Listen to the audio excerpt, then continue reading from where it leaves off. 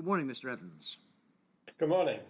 You can hear me then, obviously. You can see me as well, I hope. I can hear you very well, Sir Brian. Yes, I can now, see you very well also. Let me tell you who you're speaking to. There is a room here with 8 people in it. There are 3 members of the legal team and 4 members of the staff, apart from me, one of whom is Shumik, whose job it is to make sure that you get the right document and sometimes the highlighted parts of it when counsel asks you about those questions about it. Beyond us, there are something like 200 or so people who are interested to watch. The number may fluctuate throughout the day, but it'll be about that or just over 200 for most of the time. So you're not just speaking to us, you're speaking to them. And amongst them there are a number of legal representatives whose job it is to listen, represent their clients' interests, and in due course they may suggest questions to counsel for you to be asked. Now, you are at home, are you? I am, yes. And are you there on your own? Yes, and I shall be all day, and also tomorrow. And tonight, yeah. And do you have a Bible with you? I do, yes. Well, Mary will now ask you to take the oath.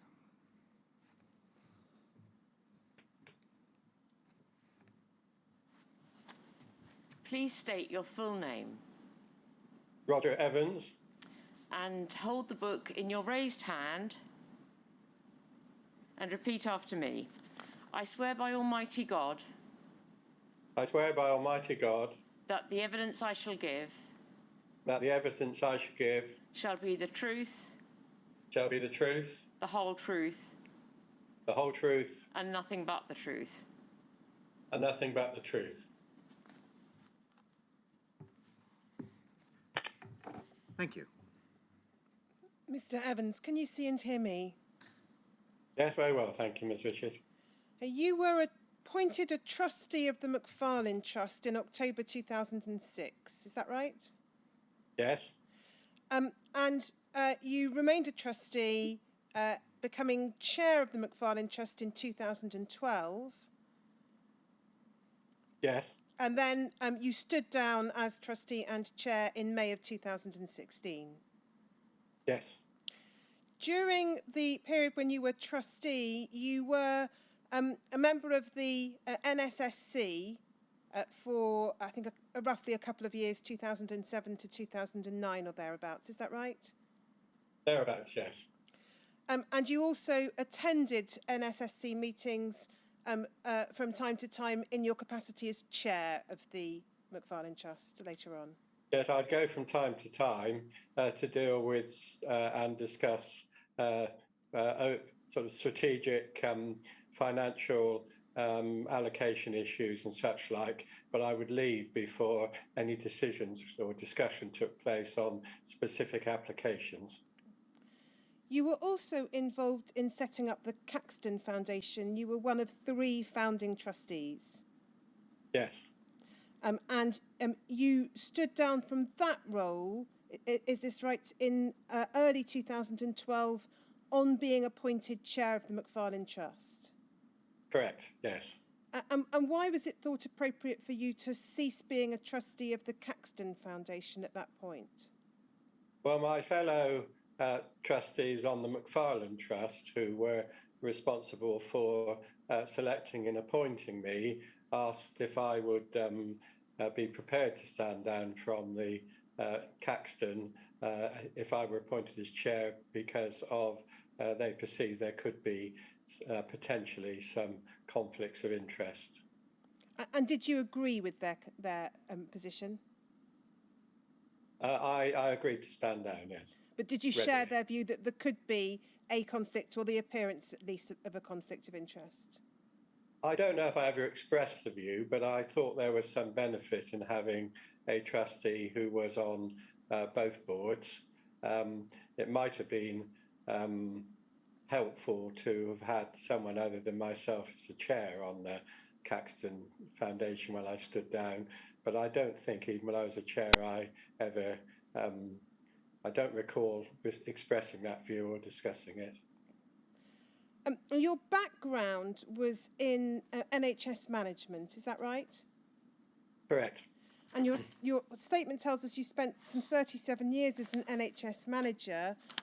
Your senior roles were between 1982 and 1990 at St George's Hospital, when you were unit general manager and chief executive.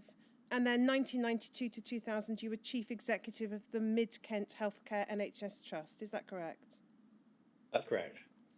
And then you explain in your statement that after leaving your post as chief executive of Mid-Kent Healthcare NHS Trust in 2000, you undertook a range of healthcare consultancy work with the NHS and central government. Correct. And that included reviews of what you describe as major service changes, which you undertook on behalf of the Department of Health. And your statement says you have undertaken 58 of those reviews for the Department of Health in England and Northern Ireland. Is that right? That's correct, yes. So is this correct, that whilst you were a trustee of and then chair of the Macfarlane Trust, you were also undertaking the consultancy work for the Department of Health? Yes. Did you consider that your experience of working for the NHS made you well equipped to undertake a role in the Macfarlane Trust? Yes, I did. And why is that? Well, I think for several reasons. One is that I was also incidentally involved with some other charities, so I had sort of two branches to my experience. I had experience of knowledge of working with organisations in the public service and how they should operate and into relationships and such like. And although I was not working, although it has a little bit of contact, although I wasn't working with the civil servants associated with blood products, I had a pretty good understanding of the way the Department of Health worked and operated and how to engage in the most effective way with them. Did you consider whether it might be a disadvantage to be so closely associated with the NHS, given that the Macfarlane Trust's purpose was to assist those who had been injured by their NHS treatment? Well, I probably thought about it, but I didn't see that as being a particular issue. As I understood it, the issues and inquiries, particularly concentrating on regarding what happened to these boys and young men, was nothing associated with any parts of the NHS where I had ever worked either then or subsequently. Now, you say in your statement that for the duration of your time as a Macfarlane trustee and chair, you had a heavy paid consultancy portfolio. Did that impact upon your ability to devote sufficient time to either the Macfarlane Trust or the Caxton Foundation, in your view? No. During the time I was a trustee, I was had a much more heavy, if that's the right word, schedule of work than I did when I became the chair. I think I explained when I was interviewed for the chair that I was running down my my consultancy work at that stage. So I can't recall any occasion when there was a conflict of time between wanting to do Macfarlane Trust work or any other associated issues I had. And certainly by then, the amount of work I was doing within or for the Department of Health was negligible, and anything I did was, as far as I recall, predominantly with the office in Leeds rather than the one in London. How did you come to be appointed as a trustee in 2006? What was the process, as far as you recall? Well, I had a phone call from a recruitment agency asking if I would be interested in being the chair of the Macfarlane Trust, and they probably told me just a little bit over the phone about what it was. I did some of my own research afterwards, and remembered just a little bit about what had happened in the 1980s, and it seemed to me that it was an area I would be very interested in trying to help a group of people who had maybe not been dealt with well in the past. And I thought with the experience I had and such like, I had a certain empathy and confidence I could be of help. So having expressed that interest and having had a meeting, informal meeting with the recruitment agency,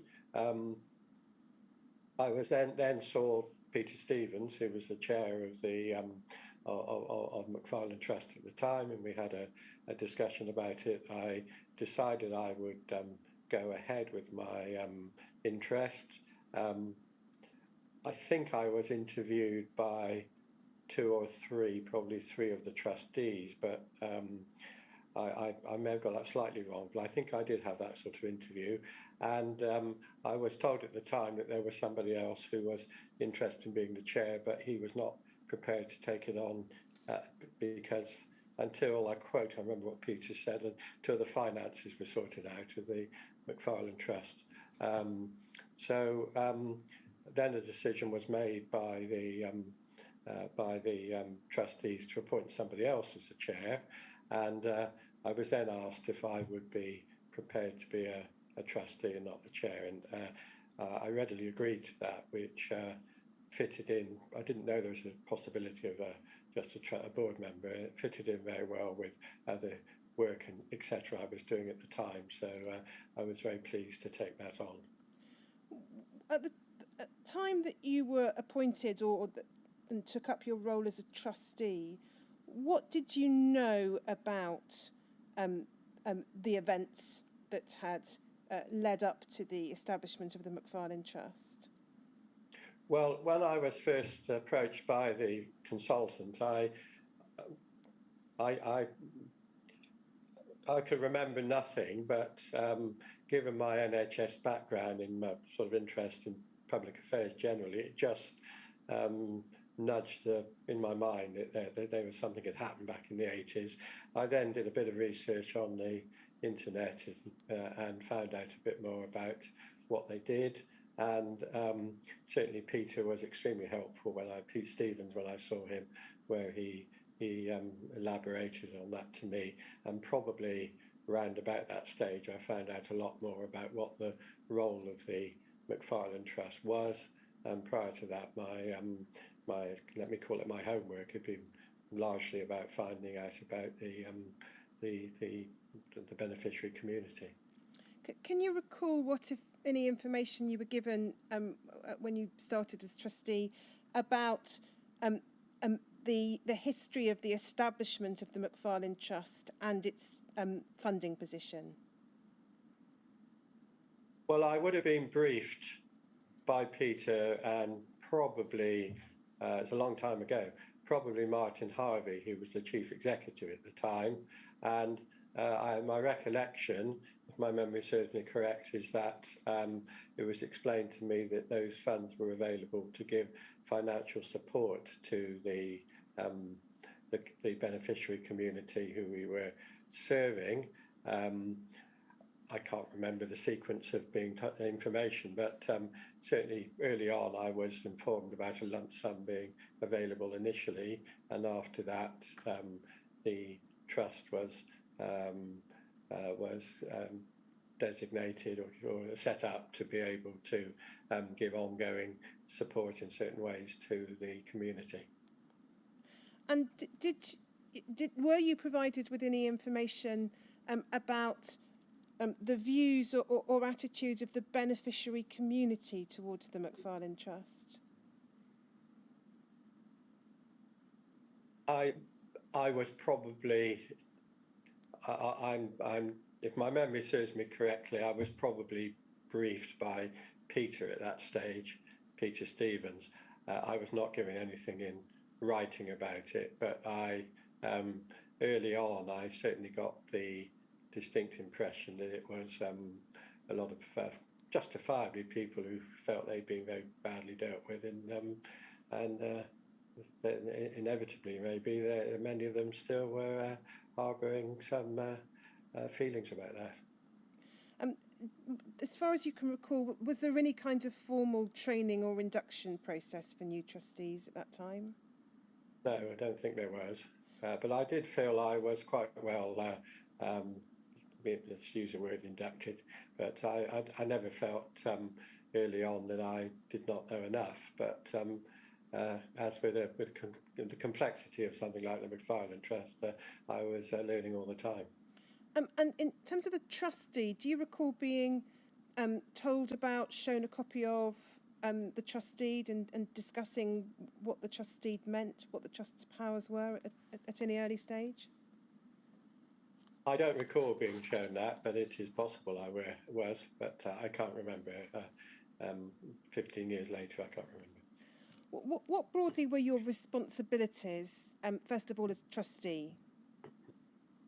Well, soon after I was appointed a trustee, I was asked at probably second or third board meeting if I would like to be a member of the NSSC, which I became.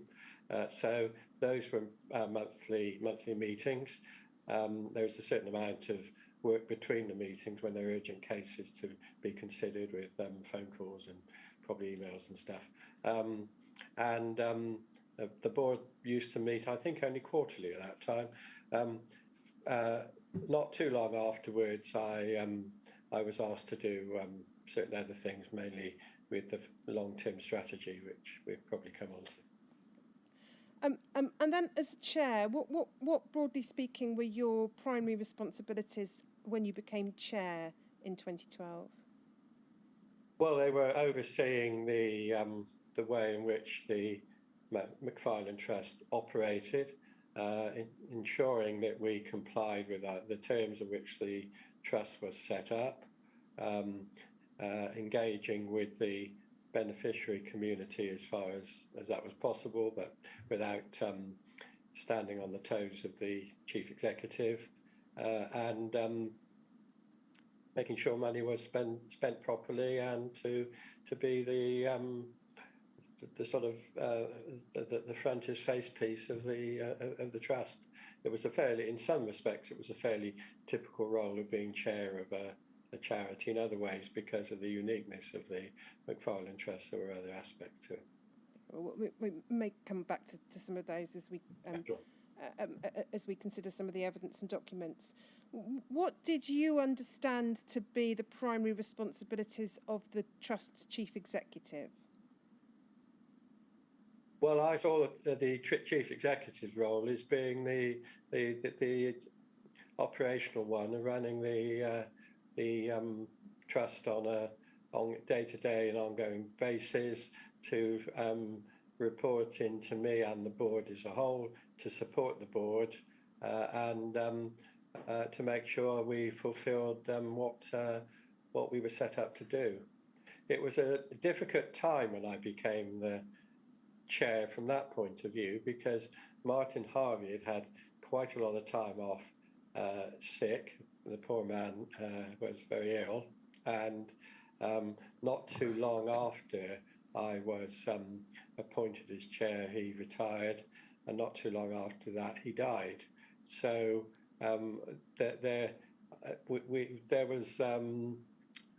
there was, and we did not have a deputy. That's not the way we operated. So there was a need for some time before Jan Barlow came to post to probably become involved in certain areas which a chair would not normally do, in order to give support to the staff.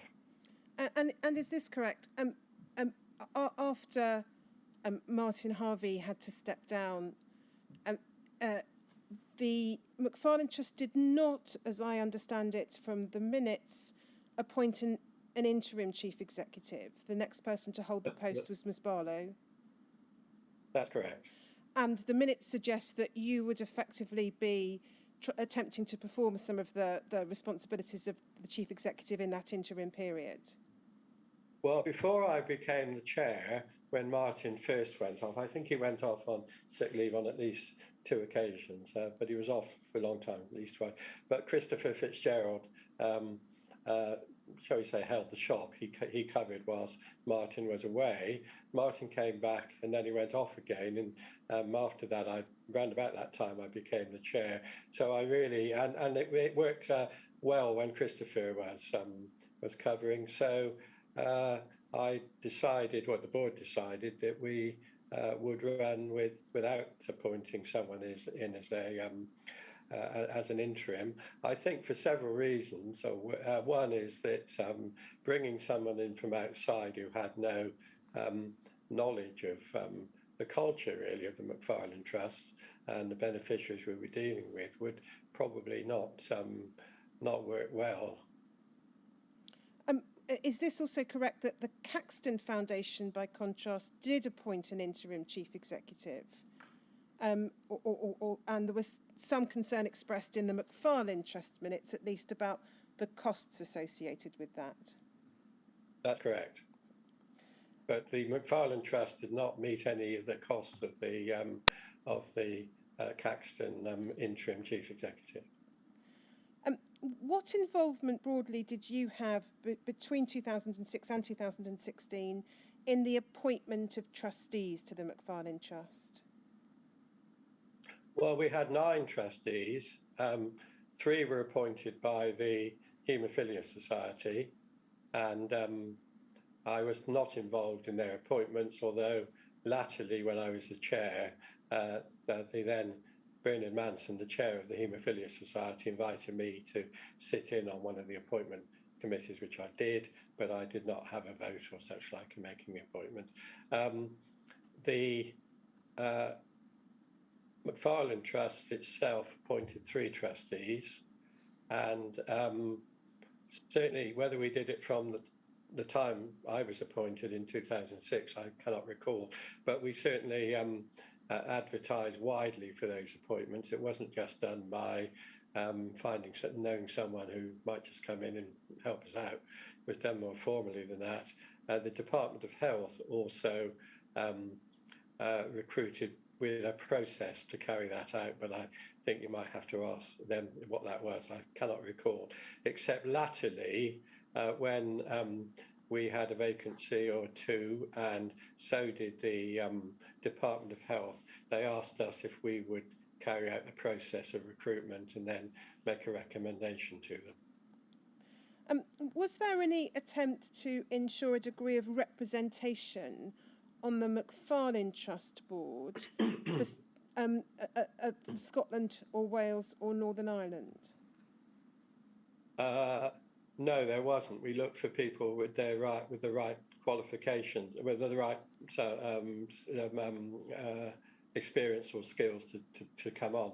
But we had, for a number of years, we had a trustee who was in Scotland. We had one from Northern Ireland, certainly early on. I cannot recall whether we had one from Wales. But what I should have said just now, which I think might be helpful, is we were, I can't remember if it's, I think it is in the Constitution, but certainly we always had a doctor who was a director from a haemophilia centre. So that was one of, I think, the 3 McFarlane Trust appointees. And we also had someone who was involved with the social work services in one of the centres as well. We didn't have a social worker, but Elizabeth Boyd, who was the member for a long time, worked in the centre, and she certainly brought a lot of knowledge and experience to us. So I should have said that before. And you've described to us the way in which you learnt about the trust and its work, primarily from a combination of your own research and information from Mr. Stevens when you joined. Over the years that followed as trustees joined the board, was there any more formal process of induction or training that you can recall being given? Yes, there was. Before the selection process took place, when we had a number of applicants, and we certainly used a recruitment agency on at least one occasion, those who were shortlisted were invited into the office. They had time with me, they had time with certainly Martin Harvey, they must have with Jan, I can't I can't remember occasionally, I'm sure they did. And we filled them in on that. I'm sure we gave them papers for them to take away and read. And I think we were, bearing in mind they're only candidates at that stage, we did tell them as much as we really could about the sort of culture and ambience of the trust. To what extent, first of all, as trustee, so prior to becoming chair, did you, as a trustee, or to your knowledge, your fellow trustees, have much interaction with the staff employed at the McFarlane Trust? Yes, we had a lot, certainly during up to Martin Harvey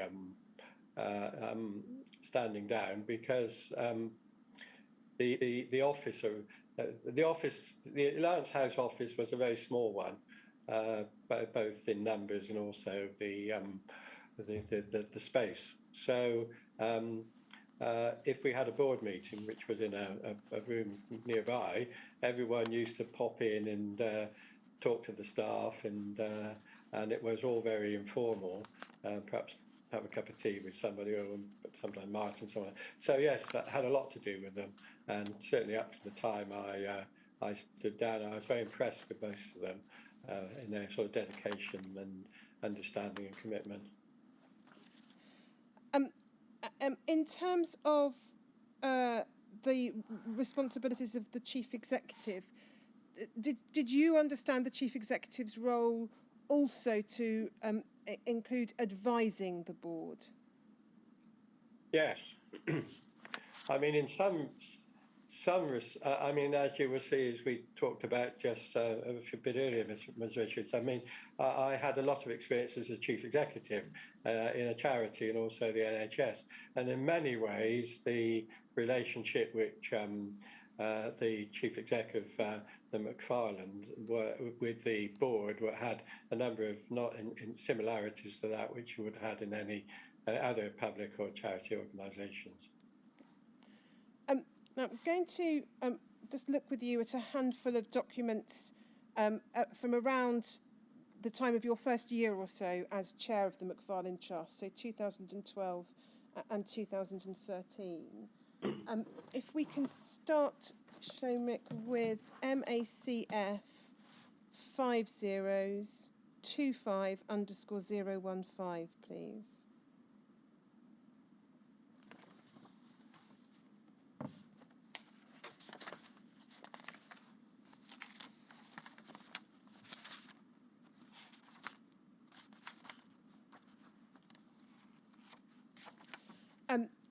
So if we go to page 6, please.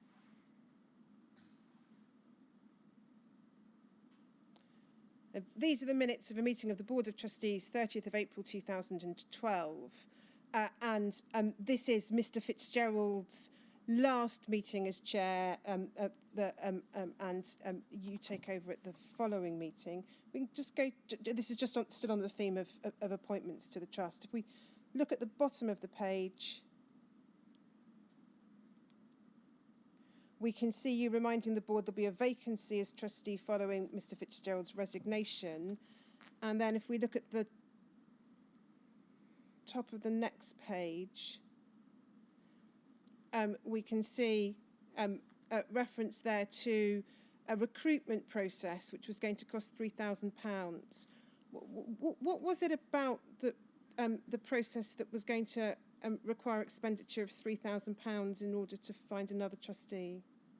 Well, we wanted to have an open competition to see who would apply. As I was implying a minute or two ago, we didn't want to just tap someone on the shoulder and say, "Would you like to be the trustee for us?" So we wanted to get the best. And John West was, I've forgotten the name of his company, but he was a recruitment consultant who was instrumental in my name being put forward to be a trustee, and was someone known well by Martin Harvey. Eve Rook and Liz Rossetti were trustees. I'm pretty sure they both were at that time, I think Liz was the chair, maybe the chair even, of the Haemophilia Society.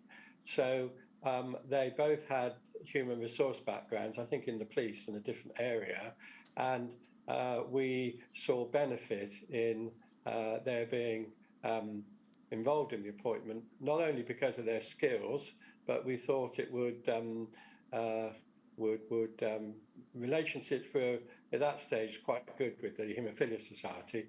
They would actually help in terms of our continuing to have a good working relationship. £3,000, I can't remember the details, but that would have been sharing some cost, I presume, between John West and I think Liz, Eve Rook did most of the work actually, but it probably was sharing the cost between them. And then just the last sentence of that paragraph records you inviting trustees to send you their thoughts on what particular skills would be required from the new trustee. Broadly speaking, what kind of skills or characteristics did the board look for in the appointment of trustees? Well, I can't recall what responses came in from that invitation, but what we were looking for, and I think it was shared by all or nearly all of the trustees, was someone who would have empathy with the community we were serving, even if they had not worked with them in that type of charity before, but they would have experience of working with people who've been had difficulties not of their own making in their lives, which affected their health and maybe their social areas. People who had some understanding of the way in which a charity and a committee structure would work, and individuals who would fit in a business-like way with the rest of the board. If we move to the next board meeting in 2012, so your first as chair, MACF 5025_030.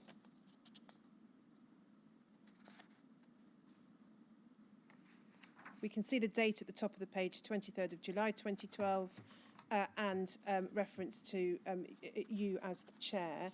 If we could go to the second page, please, Shomek. If you look at the heading halfway down the page, future governance arrangements for the allocation of single grants and in due course capital disbursements from the reserves. Now I'm going to come on to ask you about the reserves issues in a little while, Mr. Evans. But if we just look down here, picking it up as the fifth line or so, the Trust was entering a new phase with the changes in place regarding payments to beneficiaries, and hopefully the DH agreeing to the disbursement of reserves. The DH were looking for a review of governance in advance of the Minister for Health reaching a decision on the reserves, and were seeking reassurances. Now, what was the Department of Health's role in reviewing the governance arrangements of an independent charity? Well, there's a lot in that question. Our entire funding issue came from the Department of Health, and they would want to be satisfied that the way in which we were administering the funds was in compliance with what they were expecting of us.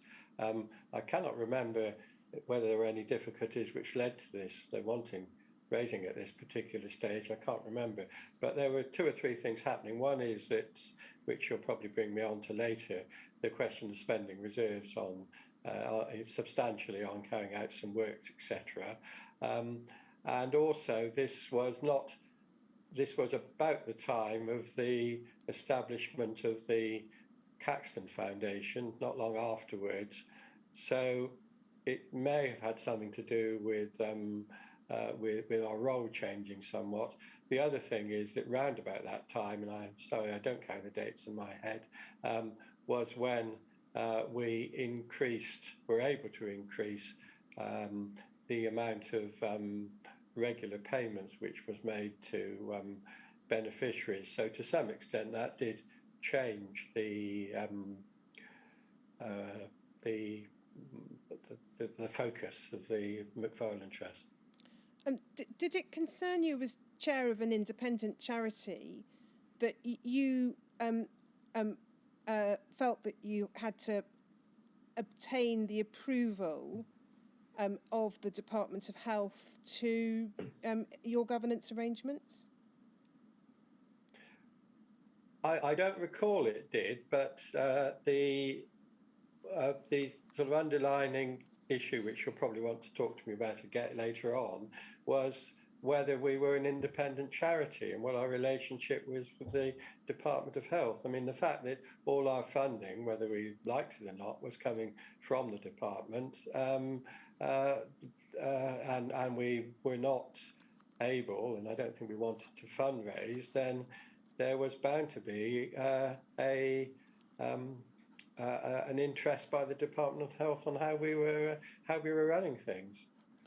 And if we were misappropriating, say, which we did not, public funds, then clearly the department would have some answers to questions to answer from politicians. Okay. But we did not do that. Well, we will certainly come back to some of those issues fairly shortly. Whilst we're still in this document, could we go to page 5? We look at the bottom of the page, headed Circulation of the Minutes. It says the board considered a request from some beneficiaries that the previous minutes of the board regarding the reserves issue be published.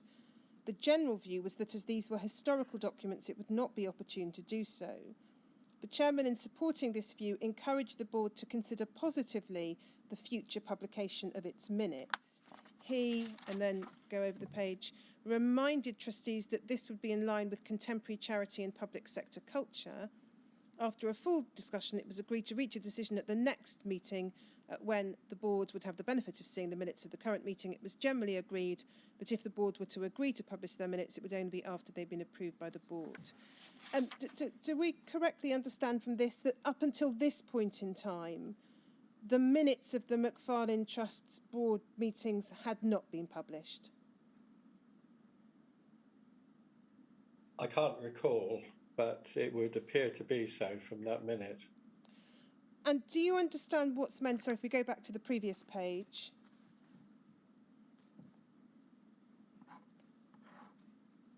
And look at the bottom of the page. In that first paragraph under the heading Circulation of the Minutes, the sentence beginning the general view was that as these were historical documents in quotation marks, it would not be opportune to do so. Can you assist us in understanding what that meant, what the concern was? No, I'm sorry, I cannot remember that at all. And I cannot remember why there would have been reasons why it was felt those particular set of minutes should not be published. It's possible it had something to do with information which was in there about specific beneficiaries and what they were wanting, but I do not know. I'm sorry, that's a guess. Perhaps I shouldn't guess that, but no, I cannot remember. And then if we move on to the next board meeting, MACF 5024_003, please, Shomek.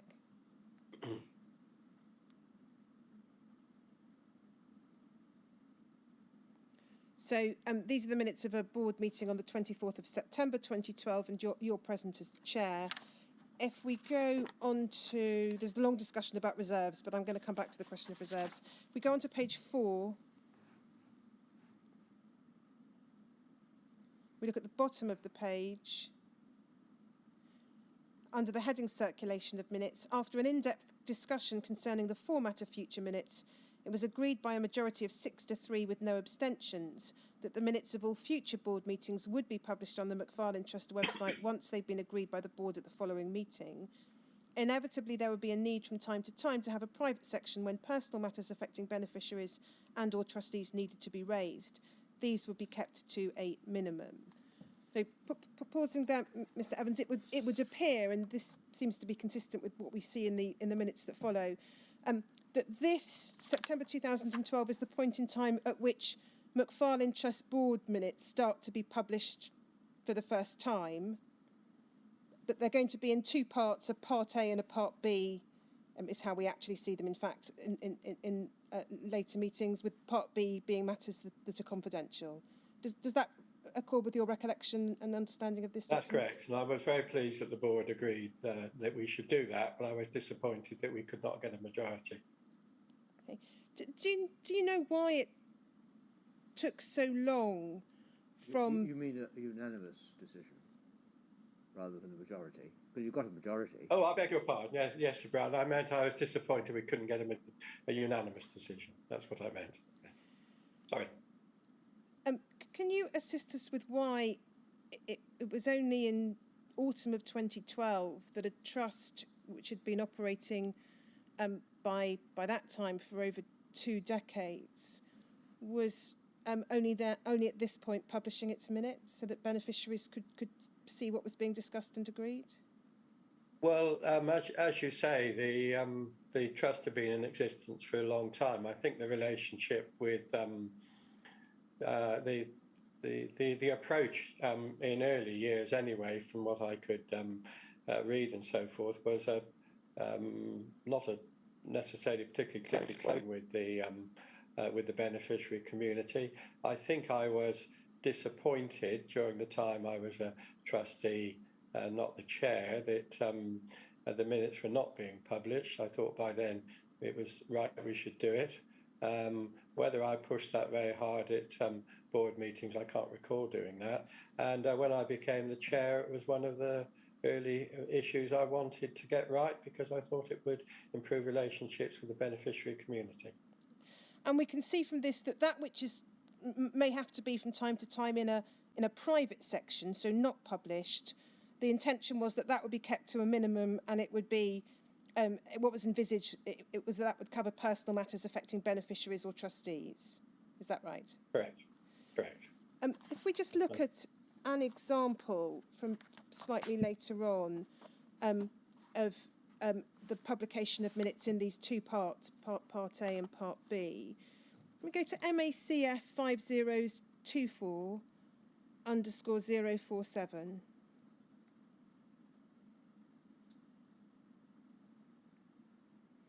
So these are the minutes of a meeting of the Board of Trustees on the 29th of April 2013. And these are, as I understand it, what would have been published. We can see, if we just skip down the page, towards the bottom of the page, we can see a report from the National Support Services Committee. If we go over the page, there's a question about a letter to be circulated between beneficiaries. If we go down the page, there's an investment report, and next page, discussion of financial allocation, budget, and then the reserve. So that's the as I understand it, the open part of the minute. If we then go to MACF 5024_063,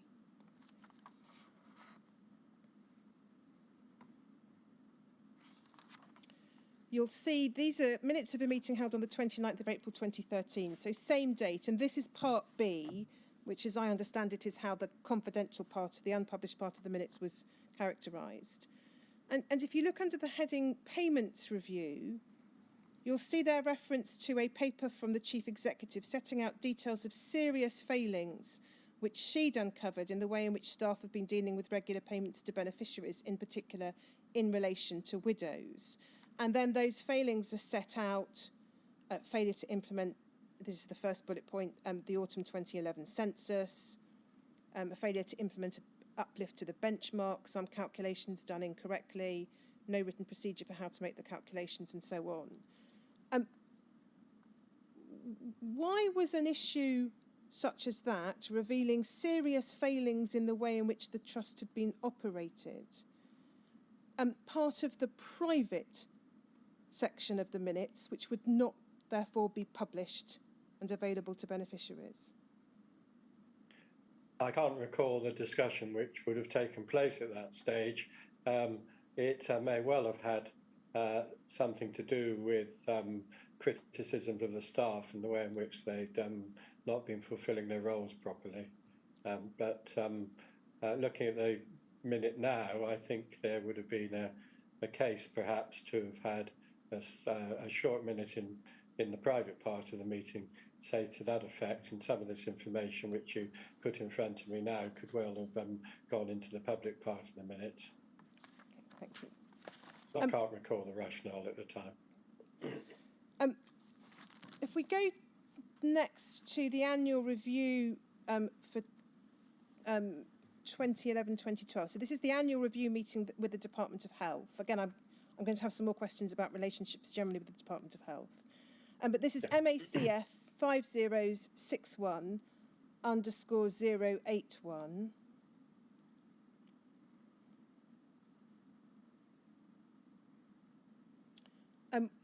We'll see McFarlane Trust Annual Review 2011-12, and it's being held on the 26th of November 2012. Attendees, we can see a number of people from the Department of Health, and then you are there representing the McFarlane Trust, along with 2 members of staff of the McFarlane Trust, this being at that point in time when there's no chief executive. Would this have been your first annual review meeting with the Department of Health? It would have been my first in my my role as chair. I certainly, whilst I was a trustee, attended several meetings with the Department of Health, with the chief executive, and I think with Christopher Fitzgerald on at least one occasion, maybe more. Whether those were the annual review meetings or just liaison meetings during the year, I couldn't remember. What was your understanding of the purpose of the annual review meetings with the Department of Health? The purpose was several-fold. One was to appraise the Department of Health on our activities, in particular how we were supporting the beneficiary community. Although we did not talk about specific cases, so that never came up.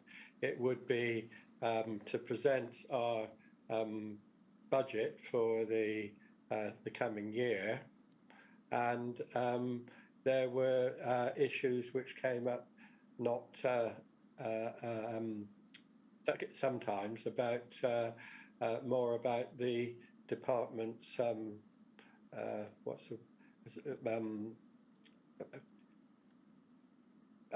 relationships or attitudes or issues with the beneficiary community, and there would also be issues occasionally which were raised by MPs which concern the department. So that's my recollection of the meetings.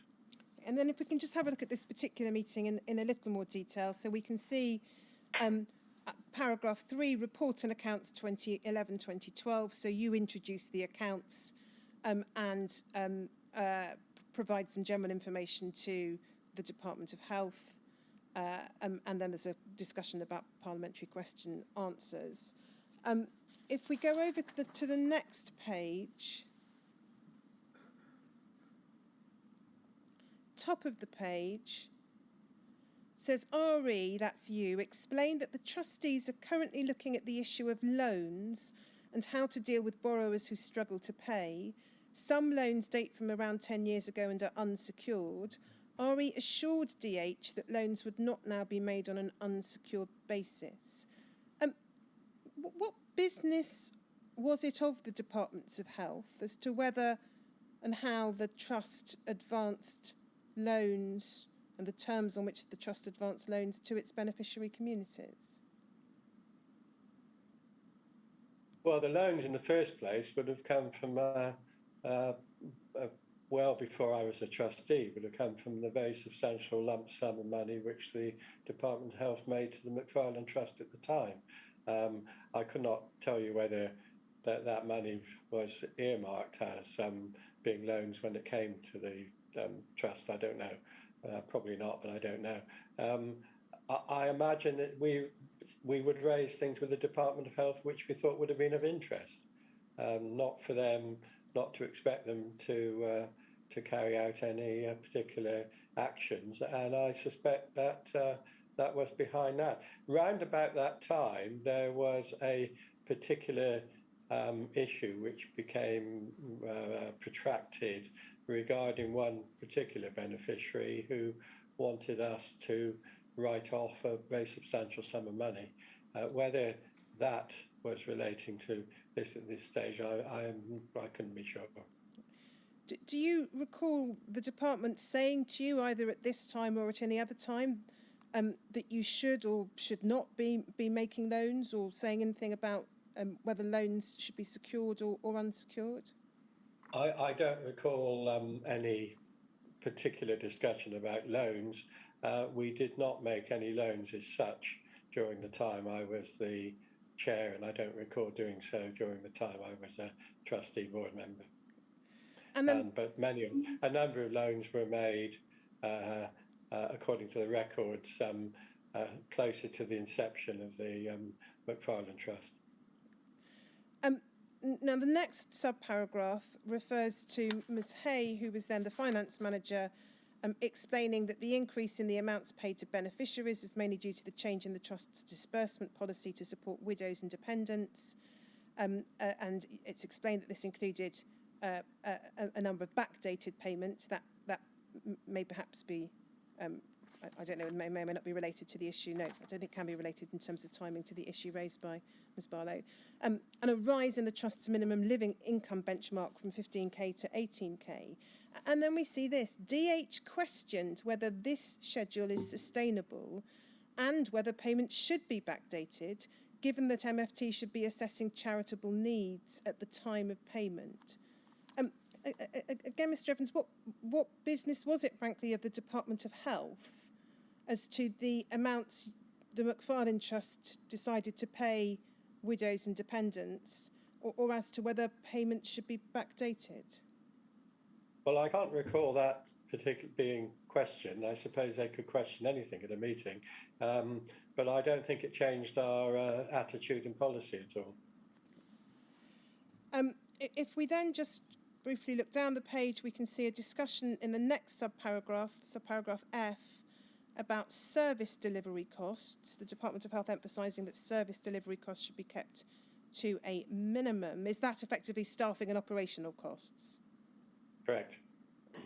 And then there's reference there. Could I, yes, which might be helpful, sorry, Ms. Richard.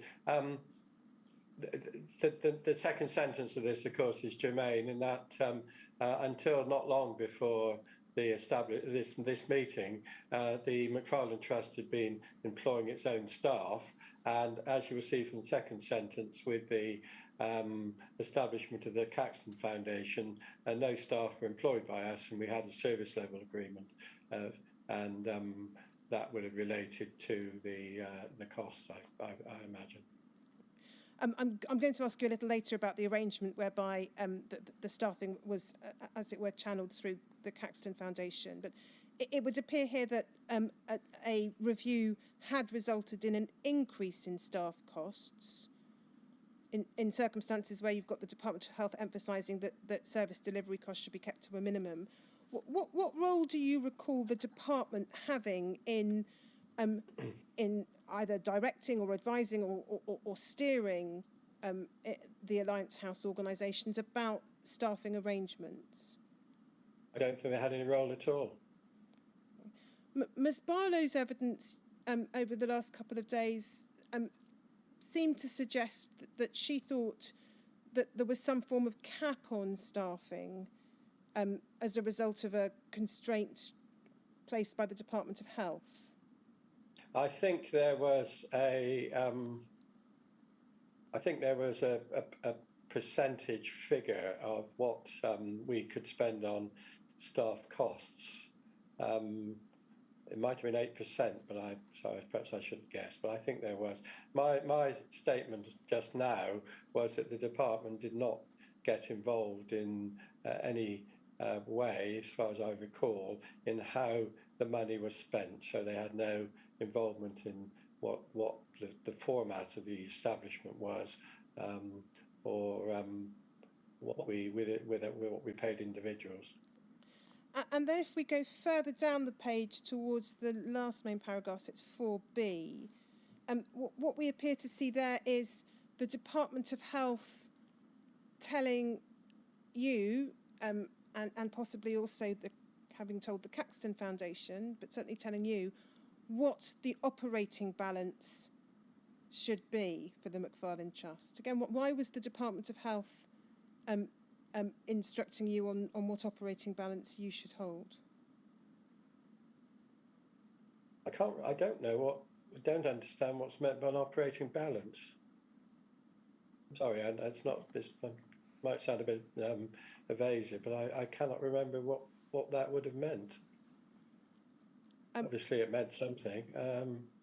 Okay, well, maybe we might be able to find some documentation when we look at the Caxton Foundation later. Yes, I'm very happy to answer that. If it can be clarified, I'm very happy to come back to it. Top of the next page.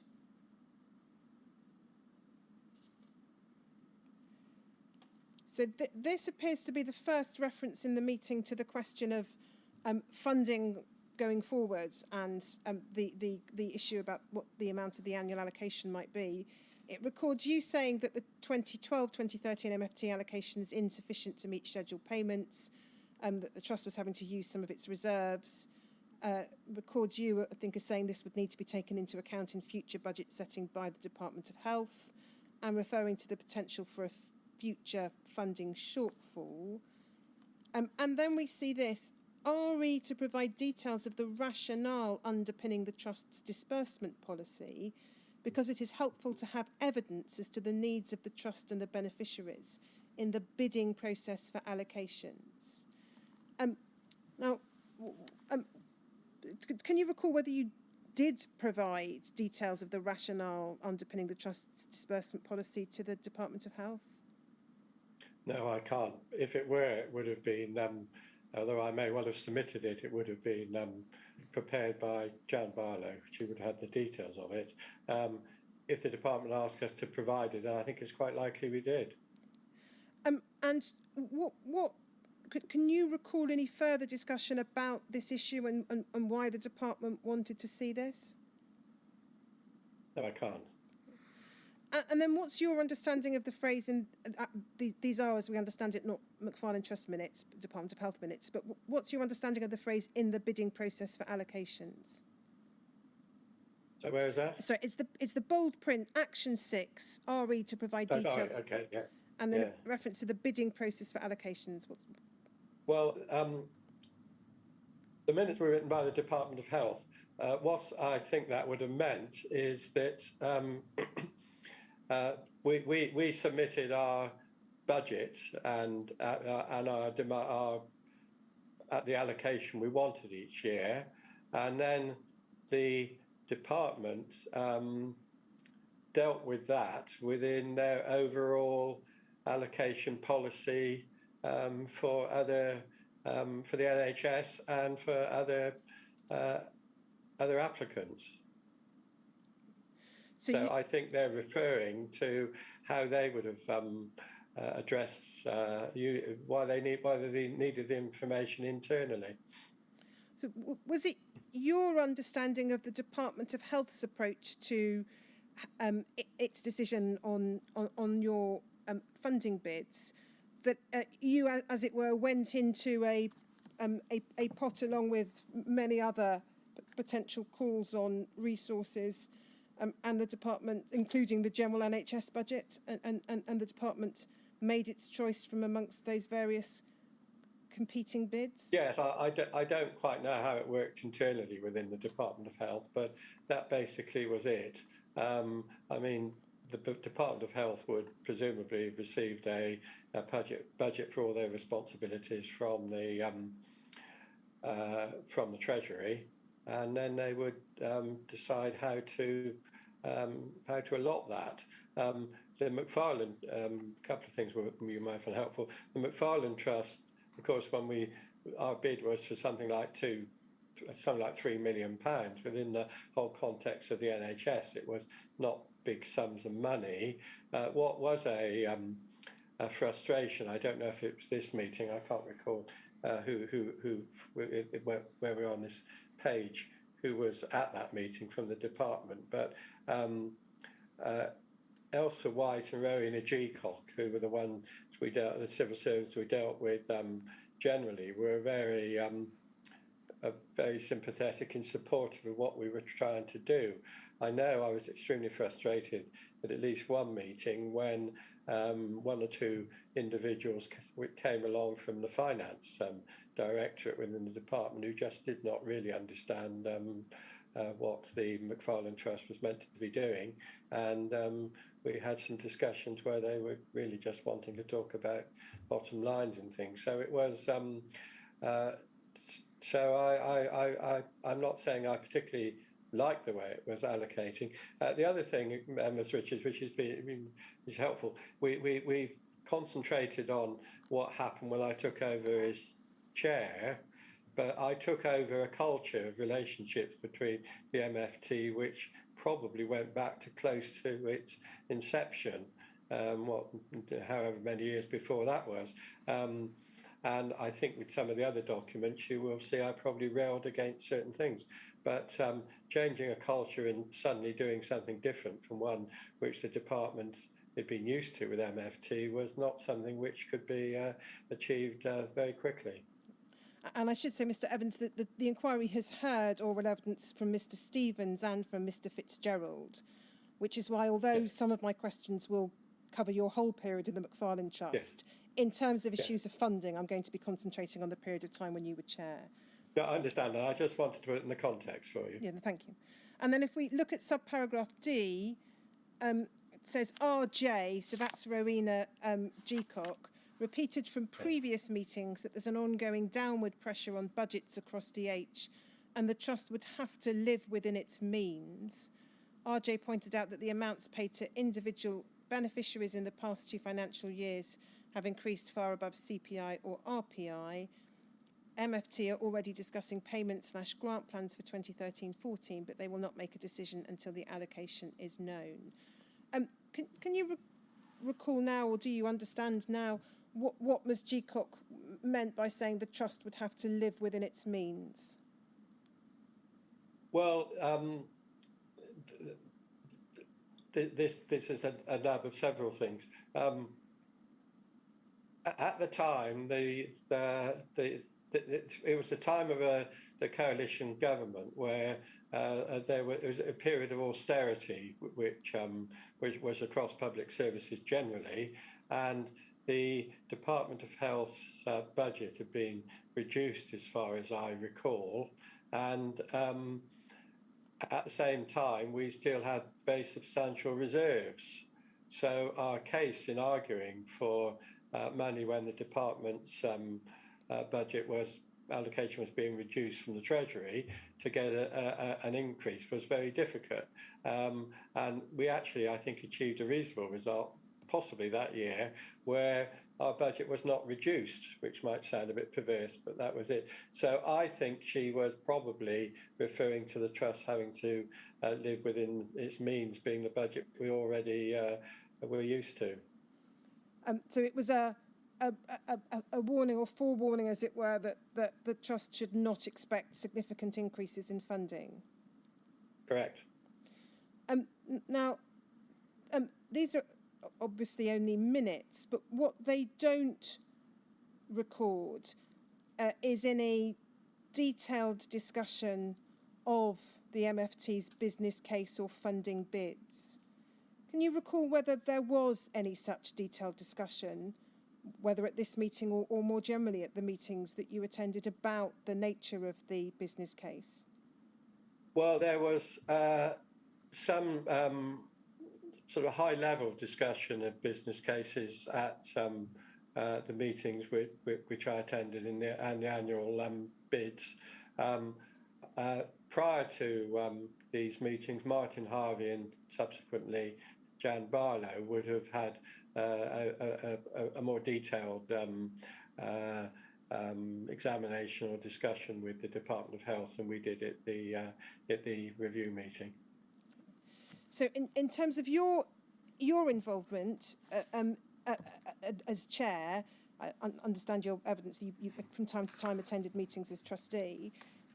There was the annual review meeting, which we understand was, from Ms Barlow's evidence, was only minuted by the Department of Health. Is that correct? The McFarlane Trust didn't keep its own record? We didn't keep our own minutes, no. Well, why was that? Well, I think it'd be difficult if there were two sets of minutes of one meeting. And then there were, Ms Barlow told us, from time to time, it didn't seem as though it was particularly frequent, but she couldn't recall the details, ad hoc meetings with the Department of Health. Can you, again, I'm just talking more generally here rather than any one specific meeting, can you recall having, from time to time, ad hoc meetings with the Department of Health? Yes, and certainly Ailsa White and Rowena Geacock and their predecessors were very, very approachable. We would have couldn't just pop in and see them, but I mean, if there were specific issues to talk about, then we were able to do so. I know I spent a certain amount of time even before I became the chair with Martin Harvey, meeting to them, talking about the long-term funding, for instance. So that would be the type of thing, and I can't offhand think of other specifics, but yes, that would have been a sensible thing to do. And Ms Barlow's evidence was that the ad hoc meetings were not minuted. Is that your recollection as well? I can't recall, but I think ad hoc meetings would have not been a formal meeting such as the annual review. They would have been 2 or 3 people meeting in an office or a committee room, just exchanging information and views. I mean, I wasn't used to keeping minutes of absolutely every discussion I had with everybody, and that's what I imagine would have been the types of meetings to which she was alluding. They wouldn't be formal meetings. We'll look at a handful more documents in a little while, but before we do so, wants to ask, we can take that down, Shemik, thank you. Wants to ask you about something that you said a little while ago, when you referred to the department's status effectively as sole funder of the McFarlane Trust. You said this, may not be verbatim what you said, but you said that the McFarlane Trust wasn't able to, or didn't want to, fundraise, or words to that effect. First of all, was it your understanding that the McFarlane Trust could not, as a matter of its powers, fundraise? I can't remember what the legal position. I was not referring to that. It may well have been the case. It depends on the legalities when the McFarlane Trust was set up in 1988. I don't know if it changed since then, but I cannot recall whether there was a legal reason for not doing it. I think it's perfectly clear, if it's any help to me, from the original trust deed, the 1988 one, that the trustees had the power to collect and receive funds, donations and legacies for the promotion of the above objects. They won't undertake any permanent trading activities in raising funds. But that to me is a power to collect if it wants to. And I think it's worth just adding, as Richard, I can recall 2 occasions when we were given money, once from a NHS clinical commissioning group, and the other was a firm of lawyers which we used for specific purposes, including a conference, and I've forgotten what the other thing was offhand. But we didn't campaign to get that money. I'll come on to the question of campaigning in a moment, but in terms of fundraising activities, is the position then the Trust did not, as a matter of fact, fundraise? Can you recall during your tenure as trustee or chair any particular discussions about whether the Trust should now make attempts to raise funds? I can't remember anything specifically, no. No, I can't. I mean, that I'm sure there was probably not at board meetings, but just on 2 or 3 occasions where people have talked about, well, can we raise funds or not? And I probably, or someone gave the answer which Sir Brian's just done, but there was never a formal discussion at a board meeting, for instance, so we didn't formally agree in that way that we wouldn't and could not fundraise. I don't recall that. Maybe then you're not able to answer the next question, but can you help us with why the possibility of fundraising doesn't appear to have been more actively under consideration by the board? Well, I think all I can do is give you my personal opinion on why fundraising would not be appropriate, but I don't know if I ever gave that when I was in office. I might have.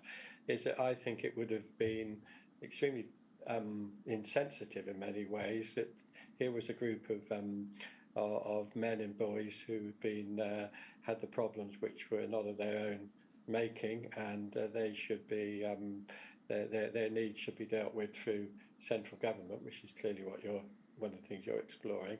And I think to go out and try and fundraise, perhaps to substitute for what they should have been providing centrally, actually would have been insulting. That's my personal view. And I suspect if we got out and raised large sums of money, if we were allowed to, then I think there would have been a possibility that the Department of Health would then have cut our annual allocation from them.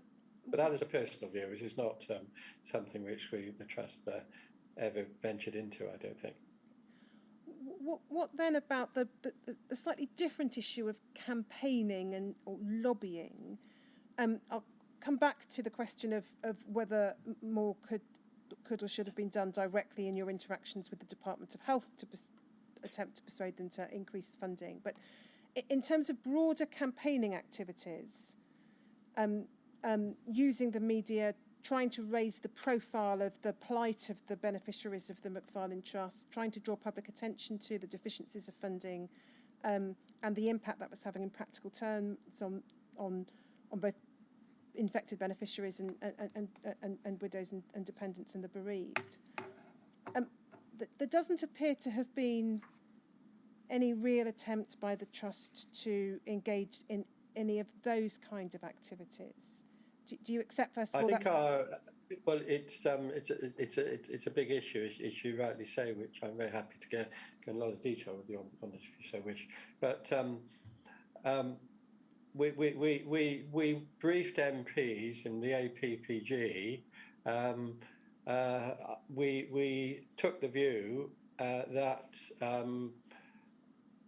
we were receiving money in order to give financial support to the beneficiary community and a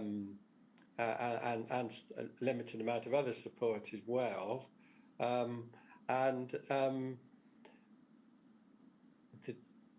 it would not have was not our role, and probably would have been unhelpful to the Trust to carry out high-profile campaigning in a broader way. It was, in our view, we would have been very happy to have helped in it being undertaken, but not for us to be in the forefront. It was our view, which I very much felt, and I was running the Chief Executive of Haemophilia Society for a while, that it was really for the Haemophilia Society to have been at the front of that, which they were at one time, and that led to, amongst other things, the Archer inquiry. And my view is that the appropriate way to have pursued the campaigning in that way would have been for the Haemophilia Society as an independent body to have done so. We would have been very happy to have done it with them, and I think an appropriate way would have been, I'm not sure what the right noun is, but a sort of a union of the Haemophilia Society, politicians and ourselves, but not for us to be at the forefront. The other two were much more appropriately placed to do so. So I've got a number of questions arising out of Mr. Evans' answer, but noting the time, it might be sensible to pick those up after the break. Yes, it probably would be. So we'll take a break now until 11:45 to allow you to get some refreshment if you want to, and those who are watching remotely to do the same. Now, it's a rule that during any break, that includes the overnight break which will come, you must not discuss the evidence you have given or any evidence you think you might yet be asked to give with anyone, whoever that anyone is. But you can talk about anything else you like. So I look forward to seeing you back at 11:45. 11:45. Thank you, sir. Thank you, Sir Brian. Thank you.